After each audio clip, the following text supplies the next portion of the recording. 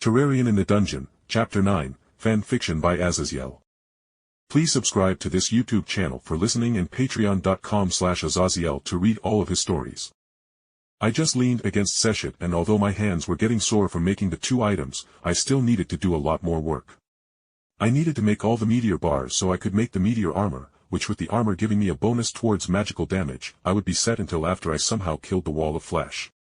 But not only did I want to make the armor with the meteoric bars, but I also wanted to make the space gun, which was a star pistol-like blaster that used mana to shoot a rather weak laser, but combined with the meteor armor and a mana flower it would use only 20% of the mana it should. So should I make another artifact, or should I start making armor, as this wooden armor isn't cutting it in the dungeon?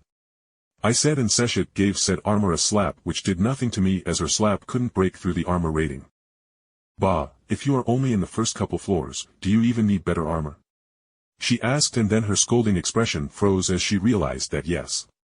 In this new dungeon environment, and if I should get picked on for being a solo adventure, I needed better armor.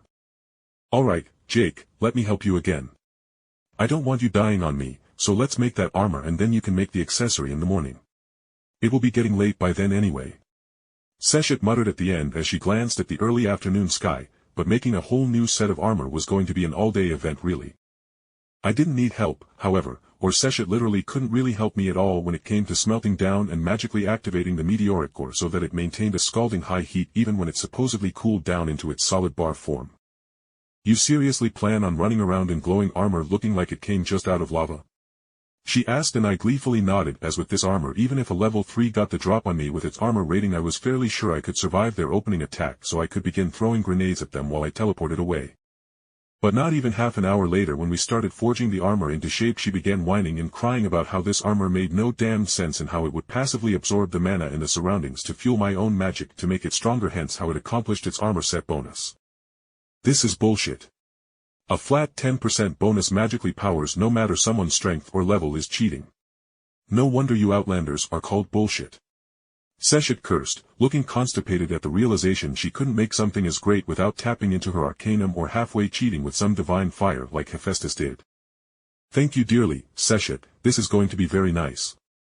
I grinned as I took in the fleet-footed epithet leggings that would make me faster, while the chest plate gave me more flat armor, and my helmet gave me the much-wanted mana cost reduction for all my magical weapons.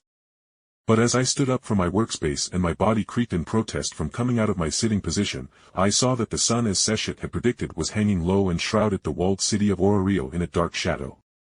Come on Jake, let's get some dinner. I heard about a great restaurant for adventure, and don't worry, I will pay for it. Seshat assured me, seeing how my face scrunched up. But it wasn't money that made my face scrunched up. Because what were the odds that the restaurant, she mentioned, was the hostess of fertility? I brushed a hand through my hair as I took a deep breath. Seshat, which restaurant did you want to go to?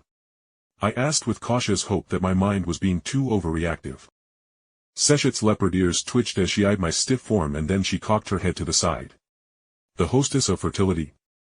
It's almost a rite of passage at this point for familiars and their deity to dine there at some point together. Seshat said, shrugging. I will just make some dinner here.